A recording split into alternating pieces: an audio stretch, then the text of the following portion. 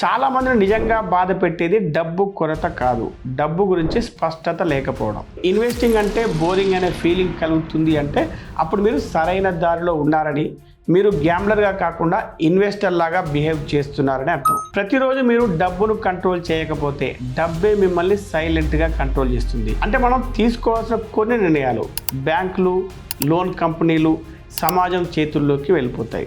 అప్పుడు మనం కేవలం బాధ్యత లేని బాధితులుగా మాత్రమే మిగిలిపోవాల్సి వస్తుంది. సంపద సృష్టి ఎలా ఉంటుందంటే ఒక పెద్ద రాయిని కొండపైకి నెట్టుకుంటూ తీసుకెళ్లడం లాగా ఉంటుంది.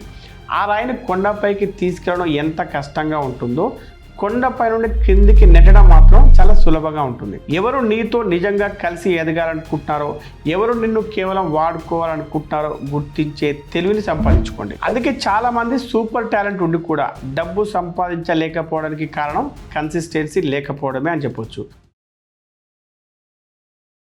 డబ్బు ఒక మెడిసిన్ లాంటిది. సరైన డోస్లో తీసుకుంటే జీవితాన్ని సులభంగా మారుస్తుంది. అతిగా తీసుకుంటే వ్యసనంగా మారి నిన్ను, నీ సంబంధాలను, నీ ఆనందాన్ని దెబ్బతీస్తుంది. చాలా మంది డబ్బు కోసం పనిచేస్తారు, కానీ కొంతమంది మాత్రమే డబ్బుని తమ కోసం పని చేయించుకుంటారు. ఈ రెండింటి మధ్య ఉన్న తేడా చాలా చిన్నదిగా కనిపిస్తుంది. అయినప్పటికీ ఆ చిన్న తేడా జీవితాన్ని స్వేచ్ఛగా గడపడం లేదా ఎప్పుడు ఒత్తిడిలోనే ఉండడం అనే రెండు పూర్తి భిన్నమైన దారులుగా మారుస్తుంది. కాబట్టి మీరు మీ జీవితాన్ని స్వేచ్ఛగా గడపాలంటే డబ్బు గురించి చాలా విషయాలు తెలుసుకోవాలి. అలాంటి విషయాలు అందిస్తుందే ఈ డబ్బు చేదు నిజాలు సిరీస్. ఈ సిరీస్లో ఇది 10వ వీడియో. ఈ సిరీస్లో ఉన్న ఇతర వీడియోల కోసం వీడియో కింద డిస్క్రిప్షన్లో ఇచ్చిన ప్లేలిస్ట్ లింక్ క్లిక్ చేయండి. ఇక ఈ రోజు వీడియోలోకి వెళ్లే ముందు మిమ్మల్ని రిక్వెస్ట్ చేసేది ఒకటే, ఈ వీడియోకు కనీసం 5000 లైక్స్ ఇస్తే మా టీంకు ఇలాంటి మరిన్ని వీడియోలు చేయడానికి మోటివేషన్గా ఉంటుంది. ఇప్పుడు డబ్బుకు సంబంధించిన మరికొన్ని చేదు నిజాల గురించి తెలుసుకుందాం. అందులో మొదటిది play long term games with long term people. తాత్కాలిక లాభాల కోసం బంధాలను నాశనం చేయకుండా జీవితాంతం కలిసి గెలిచే విధంగా మనుషులతోనూ, బిజినెస్తోనూ, కెరీర్తోనూ, అలాగే ఫ్యామిలీతోనూ సంబంధాలు పెట్టుకోవడమే play long term games with long term people. కొంచెం వివరంగా తెలుసుకుందాం. మొదటగా మీరు తెలుసుకోవాల్సింది షార్ట్ టర్మ్ మైండ్ సెట్ అంటే ఇప్పుడే నాకు లాభం రావాలి అని ఆలోచించడం. అంటే ఒక షాపు వాడు కస్టమర్కి నకిలీ వస్తువు అమ్మి ఈరోజే అదనంగా 200 రూపాయలు సంపాదించడం లాంటిది. కానీ లాంగ్ టర్మ్ మైండ్ సెట్ అంటే మనం ఇద్దరం చాలా కాలం పాటు కలిసి ఉంటూ గెలవాలి అని భావించడం. అంటే కస్టమర్కి నిజమైన క్వాలిటీ ఇచ్చి నమ్మకం సంపాదించి 10-15 సంవత్సరాల పాటు అతను మళ్ళీ అదే షాప్కే వచ్చేలా చేయడం.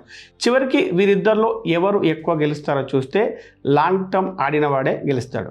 లాంగ్ టర్మ్ పీపుల్ అంటే మాట నిలబెట్టుకునే వాళ్ళు, నమ్మకాన్ని అత్యంత విలువైనదిగా చూసేవాళ్ళు, కేవలం ఒక్కరోజు లాభం కోసం మోసం చేయని వాళ్ళు, అలాగే కష్టాల్లో కూడా వదిలిపోని వాళ్ళు అని కూడా చెప్పవచ్చు. ఇలాంటి వారితో సంబంధం పెట్టుకుంటే నువ్వు పడిపోయినప్పుడు వారు చేయిస్తారు, నువ్వు గెలిచినప్పుడు అసూయపడరు, నీ విజయాన్ని తమ విజయంగా భావిస్తారు. చివరకు ఇది డబ్బు, బంగారం కంటే చాలా ఎక్కువ విలువైన నెట్వర్క్గా మారుతుంది. అంతేకాకుండా కెరియర్లో, బిజినెస్లో కూడా ఇదే నియమం వర్క్ అవుతుంది. ఎటువంటి పెద్ద కంపెనీలైనా ఒక్క రోజులో పెద్దవి కాలేవు. అవి కూడా నమ్మకం మీద, రెప్యుటేషన్ మీద, దీర్ఘకాల సంబంధాల మీదే ఎదిగాయి. అలాగే ఒక ఉద్యోగి కంపెనీని లాంగ్ టర్మ్గా చూసి స్కిల్స్ నేర్చుకుంటూ విలువ పెంచుకుంటూ ఉంటే కంపెనీ కూడా అతనిపై ఇన్వెస్ట్ చేస్తుంది, అతనికి ప్రమోషన్స్, ట్రైనింగ్స్ ఇస్తుంది. ఇలా చేసినప్పుడే ఇద్దరు కలిసి ఎదుగుతారు, ఇద్దరు కలిసి గెలుస్తారు. చివరికి ఇన్వెస్టింగ్లో కూడా అదే సూత్రం వర్తిస్తుంది. ప్రతిరోజు మార్కెట్ పెరిగిందా పడిందా అని చూసి ట్రేడ్ చేసేవాళ్ళు షార్ట్ టర్మ్ ప్లేయర్స్. కానీ 20-30 సంవత్సరాల పాటు క్రమం తప్పకుండా పేషెన్స్తో ఇన్వెస్ట్ చేసేవాళ్ళు లాంగ్ టర్మ్ ప్లేయర్స్. వీరిద్దరిలో స్టాక్ మార్కెట్లో నిజంగా పెద్ద మొత్తంలో ధనం సంపాదించేది ఎవరంటే ఎప్పుడు ఓపికగా లాంగ్ టర్మ్ గేమ్ ఆడేవారే అని చెప్పవచ్చు. జీవితంలో మన చుట్టూ చాలా మంది ఉంటారు, కానీ అందరూ లాంగ్ టర్మ్ పీపుల్ కాదు. ఎవరు నీతో నిజంగా కలిసి ఎదగాలనుకుంటున్నారో, ఎవరు నిన్ను కేవలం వాడుకోవాలనుకుంటున్నారో గుర్తించే తెలివిని సంపాదించుకోండి. ఇక రెండవది, if you don't control money daily it will control you silently. ప్రతిరోజు మీరు డబ్బును కంట్రోల్ చేయకపోతే డబ్బే మిమ్మల్ని సైలెంట్గా కంట్రోల్ చేస్తుంది. దీన్ని పర్సనల్ ఫైనాన్స్కి సంబంధించిన చాలా ముఖ్యమైన విషయంగా చెప్పవచ్చు. ఎవరు ఒక్క రోజులో పేదవారు కాలేరు, ఒక్క రోజులో అప్పుల పాలు కాలేరు. అది కేవలం ప్రతిరోజు డబ్బు విషయంలో శ్రద్ధ పెట్టకపోవడం వల్ల ఏర్పడే చిన్న చిన్న డబ్బు లీకేజీలు ఏర్పడతాయి. దీనివల్ల ఖర్చులు ఆదాయం కంటే ఎక్కువ అయి అవసరాల కోసం అప్పులు చేయాల్సి వస్తుంది. చివరికి ఇదే పెద్ద సమస్యగా మారుతుంది. ఈ డబ్బు లీకేజీలు కనిపించవు కానీ వాటి ప్రభావం మాత్రం బలంగా ఉంటుంది. దీన్నే సైలెంట్ కంట్రోల్ అంటారు. మనం ప్రతిరోజు చేసే స్విగ్గీ, జొమాటో ఆర్డర్లు, అవసరం లేని ఓటీటీ సబ్స్క్రిప్షన్లు, ఈఎంఐ మీద ఫోన్ అప్గ్రేడ్లు, అలాగే క్రెడిట్ కార్డు మినిమం డ్యూ ట్రాప్లో పడడం, క్యాష్ బ్యాక్ అనే మాయ, ఇవన్నీ చిన్న మొత్తాలే అయినా నెల చివరికి జీతం మొత్తాన్ని తినేస్తాయి. దీనివల్ల సేవింగ్స్ ఉండవు కానీ ఒత్తిడి, టెన్షన్ మాత్రం ఉంటాయి. ఇక అప్పటి నుండి డబ్బే మనల్ని నడిపిస్తుంది. ఉదాహరణకు వరంగల్కి చెందిన రవి నెలకు 35,000 రూపాయల జీతం తీసుకుంటాడు. ఖర్చుల విషయంలో మాత్రం నెలకు ఒక్కసారి లెక్క చూసుకుంటే సరిపోతుంది అని అనుకుంటాడు. కానీ అలా లెక్క చూసుకునేసరికి ఫుడ్ డెలివరీకి 6,000 రూపాయలు, బైక్ ఈఎంఐకి 4,000 రూపాయలు, ఓటీటీకి 1,200, క్రెడిట్ కార్డ్ ఇంట్రెస్ట్కి 1,500 ఖర్చు అవుతాయి. చివరికి చేతిలో డబ్బు ఉండదు. ఇక్కడ రవి డబ్బును కంట్రోల్ చేయలేదు, డబ్బే రవిని కంట్రోల్ చేసింది. అయితే డబ్బును డైలీ కంట్రోల్ చేయడం అంటే పెద్ద పెద్ద ఎక్సెల్ షీట్లు తయారు చేయడం లేదా కాంప్లికేటెడ్ ఫైనాన్స్ నేర్చుకోవడం కాదు. రోజుకి కేవలం 10 నిమిషాలు 3 సింపుల్ ప్రశ్నలు వేసుకుంటే సరిపోతుంది. అవేమిటంటే, ఇవాళ నేను అవసరం లేని ఖర్చులు ఏమైనా చేశానా, నా డబ్బులో కొంతైనా సేవ్ అయిందా, నా గోల్ వైపు ఒక చిన్న అడుగైనా పడిందా అని. ఇవి 3 ప్రశ్నలు అడిగితే చాలు, అదే డైలీ డబ్బును కంట్రోల్ చేయడం అవుతుంది. రోజు ఇలా కొంతసేపు డబ్బు విషయంలో శ్రద్ధ వహిస్తే ఖర్చులు తగ్గుతాయి, సేవింగ్స్ పెరుగుతాయి, అప్పులు కూడా తగ్గిపోతాయి. దీనివల్ల మైండ్కి ప్రశాంతత దొరుకుతుంది. అప్పుడు డబ్బు మిమ్మల్ని కంట్రోల్ చేయదు, మీరే డబ్బుని కంట్రోల్ చేస్తారు. దీనికి సంబంధించి ఒక సింపుల్ ఉదాహరణ చెప్పాలంటే, డబ్బు అంటే ఏనుగు అనుకోండి. చిన్నప్పుడే ఏనుగుకి తాడు కట్టి కంట్రోల్ చేస్తే సులభంగా మన మాట వింటుంది. అలా కాకుండా ఏనుగు పెద్దయ్యేదాకా నిర్లక్ష్యం చేస్తే అదే మనల్ని లాగేస్తుంది. ఇక మూడవది, money clarity gives mental peace before it gives wealth. డబ్బు విషయంలో క్లారిటీ అనేది మొదట మనకు ప్రశాంతతనిస్తుంది, ఆ తర్వాతే సంపాదిస్తుంది. చాలా మందిని నిజంగా బాధ పెట్టేది డబ్బు కొరత కాదు, డబ్బు గురించి స్పష్టత లేకపోవడం. నా డబ్బు ఎక్కడికి పోతుంది, నేను సేఫ్గా ఉన్నానా, రేపు ఏమవుతుంది అని డబ్బు పట్ల ఉండే అనిశ్చితి మనసులో ఎప్పుడూ టెన్షన్ కలిగిస్తుంది. అలా కాకుండా డబ్బు విషయంలో స్పష్టత ఉంటే డబ్బు తక్కువైనా సరే ప్రశాంతత వస్తుంది. స్పష్టత లేకపోతే జీతం ఎంత వచ్చినా మనసు ప్రశాంతంగా ఉండదు. ఉదాహరణకు గుంటూరుకు చెందిన రమేష్ నెలకు 50,000 రూపాయల జీతం సంపాదిస్తాడు. ఆ జీతంతో ఇంటి ఖర్చులు సులభంగా కవర్ అవుతున్నాయి. అయినప్పటికీ అతనికి ఎప్పుడు టెన్షన్గానే అనిపిస్తూ ఉంటుంది. ఎందుకంటే అతనికి తన సేవింగ్స్ ఎంత ఉందో తెలియదు, తనకు ఎంత అప్పు ఉందో అంచనా లేదు, పిల్లల భవిష్యత్తు గురించి సరైన ప్లాన్ లేదు. వీటి వల్ల డబ్బు సరిపోతున్నా అతనికి ప్రశాంతత లేదు.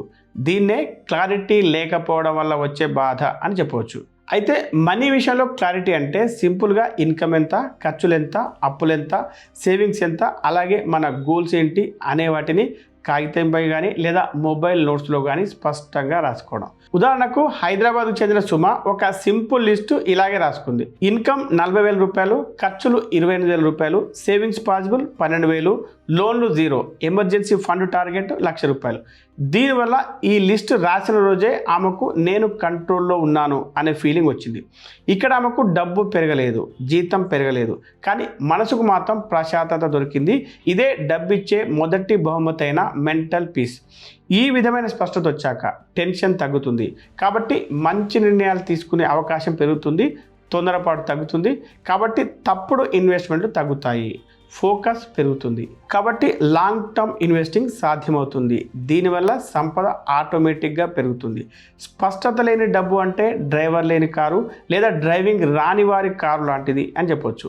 దీనివల్ల కారు ఎటువైపుకు తీసుకెళ్తే అటువైపుకి వెళ్ళవచ్చు లేదా గోడకు ఢీ కొట్టుకోవచ్చు. ఇక్కడ మనీ క్లారిటీ అంటే డ్రైవర్ ఉండడం లేదా డ్రైవింగ్ రావడం అని చెప్పొచ్చు. కాబట్టి ముందుగా డబ్బు గురించి స్పష్టత తెచ్చుకోండి, ఖర్చుల్ని ట్రాక్ చేయండి, బడ్జెట్ తయారు చేసుకోండి, ప్లాన్ చేయండి, భయాల్ని ఎదుర్కోండి. ఆ స్పష్టత మీ మనసుకు శాంతినిస్తుంది, ఆ శాంతి మీకు సరైన డైరెక్షన్ ఇస్తుంది. ఆ డైరెక్షన్లో నడిస్తే నిజమైన సంపద, ఆనందం రెండూ వస్తాయి. ఇక నాలుగవది, money respects consistency more than talent. డబ్బు టాలెంట్ కంటే కన్సిస్టెన్సీని ఎక్కువ గౌరవిస్తుంది. అంటే డబ్బును సంపాదించడంలో పుట్టుకతో వచ్చిన గొప్ప టాలెంట్ కంటే నిరంతరం డిసిప్లిన్తో పనిచేసే సామర్థ్యమే ఎక్కువగా ఉపయోగపడుతుంది. ఎందుకంటే టాలెంట్ ఉన్న వారిలో చాలామంది ఒక్కసారి గొప్పగా వెలిగి ఆ తర్వాత ఆగిపోతారు. వారు పదే పదే అదే స్థాయిలో తమ ప్రయాణాన్ని కొనసాగించలేరు. కానీ కన్సిస్టెన్సీ ఉన్నవారు మాత్రం టాలెంట్ ఉన్నా లేకపోయినా చిన్న చిన్న ప్రయత్నాలను ప్రతిరోజు చేస్తూనే ఉంటారు. దీనివల్ల ఆ చిన్న చిన్న ప్రయత్నాలే కంపౌండింగ్ ఎఫెక్ట్లా పనిచేసి సమయంతో పాటు పెద్ద పెద్ద ఫలితాలను ఇస్తాయి. ఉదాహరణకు ఒక అద్భుతమైన సింగరు రోజుకి ఒక్కసారి మాత్రమే పాడతాడు. మరో సాధారణ సింగర్ రోజు ఉదయం 1 గంట, సాయంత్రం 1 గంట ప్రాక్టీస్ చేస్తాడు. దీనివల్ల కొన్ని సంవత్సరాల తర్వాత క్రమం తప్పకుండా ప్రాక్టీస్ చేసిన సాధారణ సింగరే అద్భుతమైన సింగర్ కంటే ముందుంటాడు. అలాగే బిజినెస్లో కూడా క్రమం తప్పకుండా కొద్దిగా నేర్చుకుంటూ మిమ్మల్ని మీరు మెరుగుపరుచుకుంటూ ఉండడం వల్ల మీ మీద మీకు నమ్మకం పెరుగుతుంది. అప్పుడు కస్టమర్లు, పార్ట్నర్లు కూడా మీ మీద భరోసా పెట్టుకుంటారు. దీనివల్ల అవకాశాలు మిమ్మల్ని వెతుక్కుంటూ వస్తాయి. ఎందుకంటే ఎవరైనా ఒక్కసారి గొప్పగా వెలిగి మాయమైపోతే వారిని ప్రపంచం గుర్తుంచుకోదు. ఎప్పుడు రిలయబుల్గా ఉంటూ క్వాలిటీని డెలివర్ చేస్తూ ఉంటే వారినే ప్రపంచం గుర్తుంచుకుంటుంది, వారినే రివార్డ్ చేస్తూ ఉంటుంది. అంటే టాలెంట్ సక్సెస్కు తలుపు మాత్రమే తెరుస్తుంది, కానీ ఆ తలుపు ఎప్పుడు తెరిచే ఉంచి లోపల బలమైన ఆస్తుల్ని, ఇన్కమ్ స్ట్రీమ్స్ను, రెప్యుటేషన్ నిర్మించేది కన్సిస్టెన్సీ మాత్రమే. అందుకే చాలామంది సూపర్ టాలెంట్ ఉండి కూడా డబ్బు సంపాదించలేకపోవడానికి కారణం కన్సిస్టెన్సీ లేకపోవడమే అని చెప్పొచ్చు. అలాగే సాధారణ టాలెంట్ ఉన్నవారు కూడా ప్రతిరోజు తమ టాలెంట్ను మెరుగుపరుచుకుంటూ పరిస్థితులకు అడాప్ట్ అవుతూ ఇంప్రూవ్ అవుతూ ఉంటే అతను ఎప్పటికైనా ధనవంతుడు అవుతాడు. ఇక 5వది, ఇగ్నోరింగ్ మనీ ఈజ్ ఎక్స్పెన్సివ్. డబ్బును పట్టించుకోకపోవడం, దాని గురించి ఆలోచించకపోవడం, అలాగే మనీ మేనేజ్మెంట్ నిర్లక్ష్యం చేయడం, వీటన్నిటిని చాలా ఖరీదైన అప్పులుగా చెప్పవచ్చు. ఎందుకంటే ఇవన్నీ నేరుగా మన భవిష్యత్తును, స్వేచ్ఛను, మానసిక శాంతిని, ఆరోగ్యాన్ని నాశనం చేస్తాయి. కాబట్టి చాలామంది డబ్బు గురించి ఆలోచించకుండా జీవిస్తే జీవితం సంతోషంగా ఉంటుంది అని అనుకుంటూ ఉంటారు. అయితే వాస్తవానికి డబ్బు గురించి ఆలోచించకుండా ఉంటే తర్వాత చాలా భారీ మూల్యం చెల్లించుకోవాల్సి వస్తుంది. ఆ భారీ మూల్యం అనేది ఆర్థికంగా ఒత్తిడి రూపంలోనైనా ఉండవచ్చు, అవకాశాలు కోల్పోవడం రూపంలోనైనా ఉండవచ్చు, లేదంటే అప్పుల్లో చిక్కుకోవడం రూపంలోనైనా ఉండవచ్చు. ఉదాహరణకి చిన్న ఖర్చులను ట్రాక్ చేయకపోతే అవి నెలాఖరికి పెద్ద మొత్తంగా మారి అనవసరమైన అప్పులుగా మారే అవకాశం ఉంటుంది. ఇన్వెస్ట్మెంట్స్, సేవింగ్స్ గురించి పట్టించుకోకపోతే ఇన్ఫ్లేషన్ వల్ల ఆరోగ్య సమస్యలు, ఉద్యోగం కోల్పోవడం వంటి సమయాల్లో పెద్ద ఆర్థిక నష్టాలను ఎదుర్కోవాల్సి వస్తుంది. అలాగే ఫైనాన్షియల్ లిటరసీ లేకపోతే మోసాల బారిన పడాల్సి వస్తుంది, చెడు ఇన్వెస్ట్మెంట్లు చేయాల్సి వస్తుంది. దీనివల్ల జీవితంలో ఎదగాల్సిన సమయంలో కిందికి జారిపోవాల్సి వస్తుంది. కాబట్టి డబ్బును ఇగ్నోర్ చేయడం అంటే జీవితంలోని అనేక ముఖ్యమైన నిర్ణయాలను ఇతరుల చేతుల్లో పెట్టడమే అవుతుంది అని చెప్పవచ్చు. అంటే మనం తీసుకోవాల్సిన కొన్ని నిర్ణయాలు బ్యాంకులు, లోన్ కంపెనీలు, సమాజం చేతుల్లోకి వెళ్ళిపోతాయి. అప్పుడు మనం కేవలం బాధ్యత లేని బాధితులుగా మాత్రమే మిగిలిపోవాల్సి వస్తుంది. అందువల్ల డబ్బుకు భయపడడం లేదా డబ్బును ద్వేషించడం కంటే దాని గురించి జ్ఞానం సంపాదించడం, దాన్ని సరిగ్గా అర్థం చేసుకోవడం, అలాగే డబ్బును జాగ్రత్తగా ఉపయోగించడం చేయాలి. ఇలా చేయడం వల్ల చాలా తక్కువ ఖర్చుతో చాలా ఎక్కువ లాభదాయకంగా బ్రతకవచ్చు. కాబట్టి డబ్బును నిర్లక్ష్యం చేస్తే అది జీవితంలో అతి ఖరీదైన తప్పుగా నిలుస్తుందని గుర్తుపెట్టుకోండి. ఎందుకంటే అది కేవలం డబ్బునే కాదు, మన సమయాన్ని, శ్రమను, స్వేచ్ఛను, భవిష్యత్తును అన్నింటినీ కోల్పోయేలా చేస్తుంది. ఇక 6వది, investing is boring and that's why it works. ఇది ఇన్వెస్టింగ్లో ఉండే అతి ముఖ్యమైన, ఎక్కువ మంది అర్థం చేసుకోలేకపోతున్న విషయం. వెల్త్ క్రియేషన్ అనేది ఎగ్జైటింగ్గా, ఫాస్ట్గా, థ్రిల్లింగ్గా ఉండాలని చాలామంది భావిస్తారు. సోషల్ మీడియాలో వైరల్ అవుతున్న స్టాక్స్, క్రిప్టో బూమ్స్, టిప్స్, వీటితో పాటు hot stocks, day trading, futures, options వంటివి చూసి వాటికి ఆకర్షితులు అవుతారు. ఎందుకంటే వీటిలో డబ్బు వేగంగా డబుల్ అవుతుందనే ఎగ్జైట్మెంట్ ఉంటుంది. కానీ ఈ రకమైన ఎగ్జైట్మెంట్ ఎక్కువగా ఇన్వెస్ట్మెంట్స్ కాకుండా గ్యాంబ్లింగ్కు దగ్గరగా ఉంటుంది. అయితే నిజమైన ఇన్వెస్టింగ్ అనేది ఎప్పుడు బోరింగ్గానే ఉంటుంది.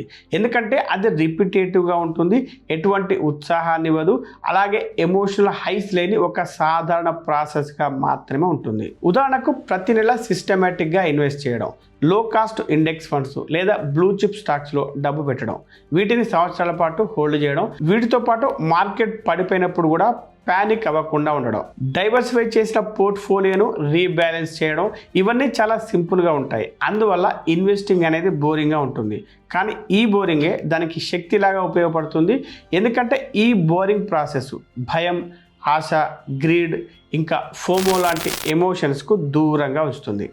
దీనివల్ల మనం రోజు మార్కెట్ చూసి టెన్షన్ పడాల్సిన అవసరం ఉండదు, హెడ్లైన్స్కి రియాక్ట్ అవ్వాల్సిన అవసరం ఏర్పడదు. దీని కారణంగా కంపౌండింగ్ యొక్క మ్యాజిక్ అనేది పూర్తిగా పనిచేస్తుంది. హిస్టరీలో పేరు పొందిన గొప్ప గొప్ప ఇన్వెస్టర్లు ఈ బోరింగ్ స్ట్రాటజీతోనే భారీ వెల్త్ను క్రియేట్ చేసుకోగలిగారు. వారు స్టాక్స్ను ట్రేడ్ చేయలేదు, ఓన్ చేసుకున్నారు.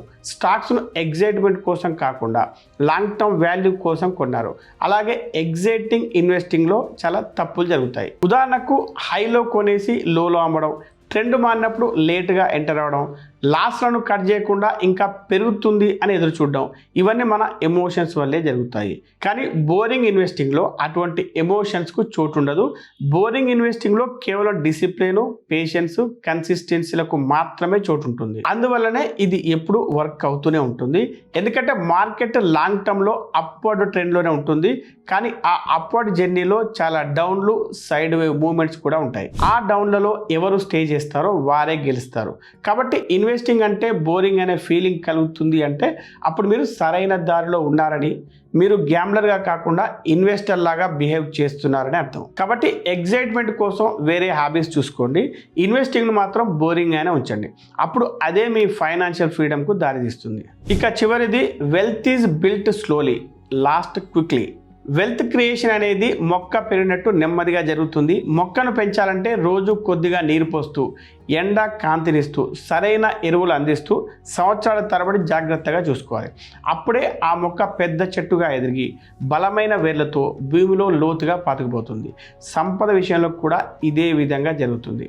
నెల నెల కొద్ది కొద్దిగా ఆదా చేయడం, ఆదా చేసిన డబ్బును స్థిరంగా పెట్టుబడి పెట్టడం, ఆ పెట్టుబడి పెరిగి పెద్దయ్యే వరకు ఓపికతో ఎదురు చూడడం, ఇలా చేసినప్పుడే సంపద అనేది నెమ్మదిగా పెరుగుతుంది. అయితే ఈ ప్రాసెస్లో మనం తప్పులు చేసినా సరే వాటి నుండి గుణపాఠాలు నేర్చుకొని మరింత బలంగా ఎదగడానికి అవకాశం దొరుకుతుంది. ఈ విధంగా సంపదను సృష్టించడానికి ఎన్నో సంవత్సరాల సమయం పట్టినా ఆ సంపదను కోల్పోవడానికి మాత్రం ఎక్కువ సమయం పట్టదు. ఒక్క తప్పుడు నిర్ణయం, ఆవేశంతో తీసుకున్న అవసరం లేని రిస్కు, ఆడంబరమైన ఖర్చులు, అలాగే ఒక్క తప్పుడు సలహా, ఇవన్నీ మన దశాబ్దాల కృషిని రోజుల్లో కానీ గంటల్లో కానీ నాశనం అయ్యేలా చేస్తాయి. సంపద సృష్టి ఎలా ఉంటుందంటే ఒక పెద్ద రాయిని కొండపైకి నెట్టుకుంటూ తీసుకెళ్లడం లాగా ఉంటుంది.